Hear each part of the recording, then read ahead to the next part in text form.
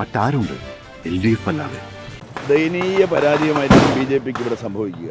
B J P അത്ര നെറുകെട്ട, B J P എന്ന് ഞാൻ പറയല്ല, ബി ജെ പിയുടെ സ്ഥാനാർത്ഥി അത്ര നെറുകെട്ട തരത്തിലാണ് പ്രവർത്തിക്കുന്നത്.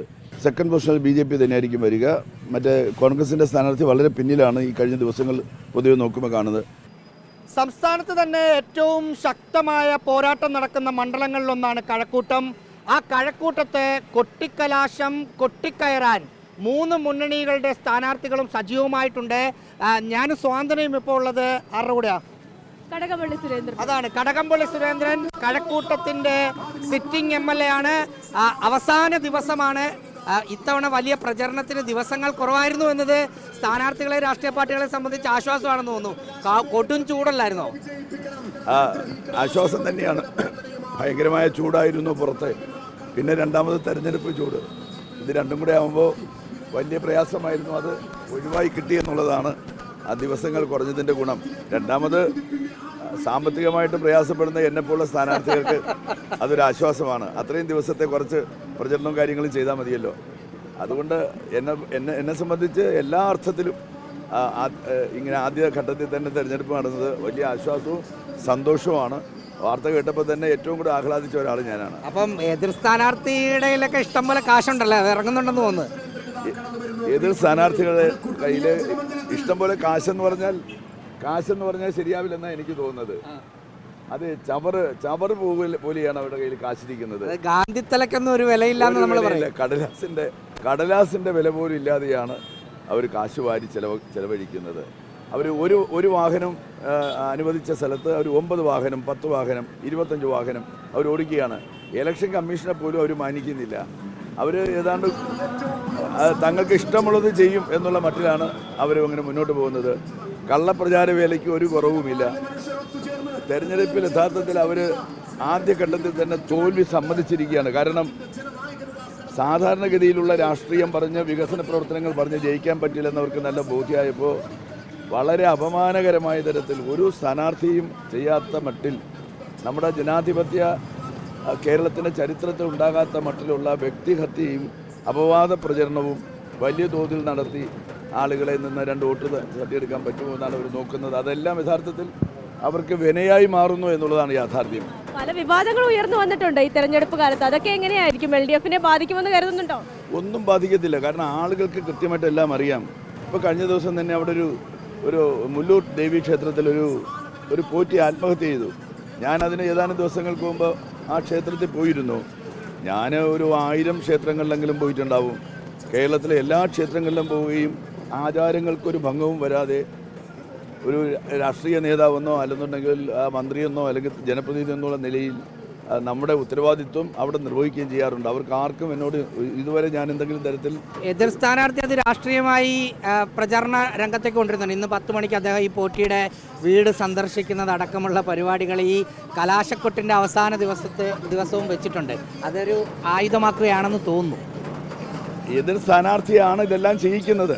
അദ്ദേഹം തന്നെയാണ് ഈ പണിയെല്ലാം ചെയ്യിക്കുന്നത്. അദ്ദേഹം അവിടെ പോയി മുല്ലൂർ ക്ഷേത്ര പരിസരത്തുള്ള ജനങ്ങളോട് ചോദിച്ചാൽ ജനങ്ങൾ പറയും, അവിടെയുള്ള ഭക്തജനങ്ങൾ കാര്യങ്ങൾ പറയും അവിടെ എന്താണ് സംഭവിച്ചിട്ടുള്ളത് എന്നുള്ളത്. എന്നെ സംബന്ധിച്ചിടത്തോളം ഞാൻ ആചാരലംഘനമൊന്നും നടത്തിയിട്ടില്ല.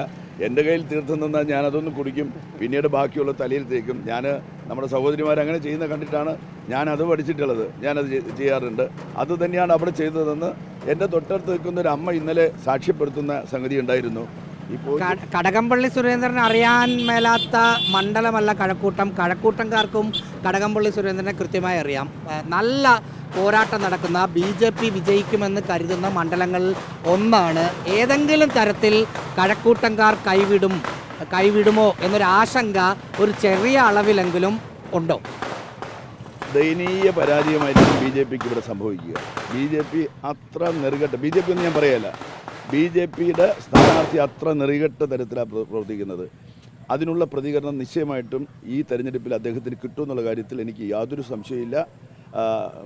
ഇതുവരെ ഉണ്ടാകാത്ത പരാജയമായിരിക്കും മുരളീധരൻ ഇവിടെ ഉണ്ടാകാൻ വേണ്ടി പോകുന്നത്. കാരണം എല്ലാ മര്യാദകളുടെ സീമകളെ ലംഘിച്ചുകൊണ്ട് നടത്തുന്നതായിട്ടുള്ള പ്രചാരവേലയാണ് അദ്ദേഹത്തിൻ്റെത്. സാധാരണ BJP പ്രവർത്തകർക്കൊന്നും അതിലൊന്നും ഒരു റോളുമില്ല. അവരൊക്കെ ഇതൊന്നും ചെയ്യരുതെന്ന് പറയുന്ന ആളുകളാണ്. പക്ഷേ അവരെ കൊണ്ട് തൻ്റെ അധികാരം ഉപയോഗിച്ച് ചെയ്യിക്കുകയാണ് ചെയ്യുന്നത്. ഒന്ന് രണ്ട് പേര് അയാളുടെ കൂടെയുണ്ട് ആ കാര്യത്തിൽ. 2016-ലും 2021-ലും UDF സ്ഥാനാർത്ഥികൾ മൂന്നാമതായിരുന്നു. 2025-ലും അതിനാണോ സാധ്യത? തൊട്ടടുത്ത എതിർ സ്ഥാനാർത്ഥിയായി അല്ലെങ്കിൽ തൊട്ട് സെക്കൻഡ് പൊസിഷനിൽ വരുന്ന സ്ഥാനാർത്ഥിയായി BJPയെ തന്നെയാണോ കാണുന്നത്? നിശ്ചയമായിട്ടും സെക്കൻഡ് പൊസിഷനിൽ BJP തന്നെയായിരിക്കും വരിക. മറ്റേ കോൺഗ്രസിൻ്റെ സ്ഥാനാർത്ഥി വളരെ പിന്നിലാണ് ഈ കഴിഞ്ഞ ദിവസങ്ങൾ പൊതുവെ നോക്കുമ്പോൾ കാണുന്നത്. ഞാനൊരു ട്രയാങ്കുലർ ഫൈറ്റ് എന്ന് പറഞ്ഞ് നിൽക്കുകയായിരുന്നു. പക്ഷേ ആ നിലയിൽ വരുന്നില്ല. UDF സ്ഥാനാർത്ഥി പറയുന്നത് ഇവിടെ തോൽക്കുമെന്ന് BJPക്കും അതുപോലെ തന്നെ LDFനും ഒക്കെ ഭയമുണ്ടായപ്പോഴേക്കും അക്രമ സഹിതം അഴിച്ചുവിടുകയാണെന്നുള്ള ആരോപണമൊക്കെ ഉണ്ട്. UDF സ്ഥാനാർത്ഥി അറിയാവുന്ന ആളുകൾക്കെല്ലാം അദ്ദേഹത്തെ നന്നായിട്ട് അറിയാം. ഒരു 10-20 വർഷക്കാലമായിട്ട് ഒരു ചുവരെഴുത്തിൻ്റെ കാര്യത്തിൽ പോലും ഇവിടെ ഒരു സംഘർഷമോ ഒന്നും നടന്നിട്ടില്ല. അത് BJP ആയിരുന്നാലും നടന്നിട്ടില്ല, കോൺഗ്രസ് നടന്നിട്ടില്ല. പക്ഷേ ഇദ്ദേഹം സ്ഥാനാർത്ഥിയായി വന്നതിന് ശേഷം സമീപ ദിവസങ്ങളിൽ 2 സംഘർഷങ്ങൾ റിപ്പോർട്ട് ചെയ്യപ്പെട്ടിട്ടുണ്ട്. അദ്ദേഹം 40 കേസിൽ പ്രതിയായിട്ടുള്ള കാപ്പ കേസിൽ പെട്ടിട്ടുള്ള ഒരാളെ കൊണ്ടു നടന്നു എന്ന് പറഞ്ഞ മാധ്യമപ്രവർത്തകർ തന്നെയാണ് എന്നോട് വന്ന് ചോദിച്ചത്. എന്താണ് അതിൻ്റെ അഭിപ്രായം? ഞാൻ പറഞ്ഞു അതൊക്കെ അദ്ദേഹമാണ് നിശ്ചയിക്കേണ്ടത്. കാപ്പ കേസിലെ പ്രതിയെയും KD ലിസ്റ്റുള്ളവനെയും സാമൂഹ്യ വിരുദ്ധന്മാരെയും കൊണ്ട് നടക്കണമോ വേണ്ടിയോ എന്ന് തീരുമാനിക്കേണ്ടത് അദ്ദേഹം തന്നെയാണ്, ഞാനല്ല തീരുമാനിക്കേണ്ടത്. അദ്ദേഹത്തിൻ്റെ ഇഷ്ടം പോലെ അദ്ദേഹം ചെയ്യട്ടെ എന്ന് പറഞ്ഞു. അത്തരക്കാരായിട്ടുള്ള ആളുകളെ വെച്ചിട്ട് ചില സംഘർഷങ്ങൾ ഉണ്ടാക്കാൻ ചില സ്ഥലങ്ങൾ ശ്രമിച്ചിട്ടുണ്ട്. നമ്മൾ സംഘർഷത്തിൽ പോകുന്നത് നമുക്ക് വോട്ടാണ് വേണ്ടത്. തൽക്കാലം എന്ത് ബുദ്ധിമുട്ട് സഹിച്ചാലും അത് സഹിച്ച് വോട്ട് പിടിക്കുന്ന പരിപാടിയാണ് ഇപ്പോൾ നടക്കുന്നത്.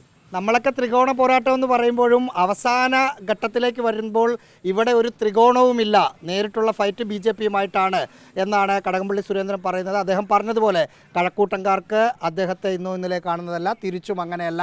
ആ ഒരു ആത്മവിശ്വാസം കൊട്ടിക്കലാശ ദിവസവും കടകംപള്ളി സുരേന്ദ്രൻ നമ്മളോട് പ്രകടിപ്പിക്കുന്നുണ്ട്. വീഡിയോ ജേർണലിസ്റ്റ് മനു ബാലകൃഷ്ണനൊപ്പം റിപ്പോർട്ടർ റഹീസ് റഷീദ്, ഒപ്പം സ്വാന്തന സാജു, തിരുവനന്തപുരം.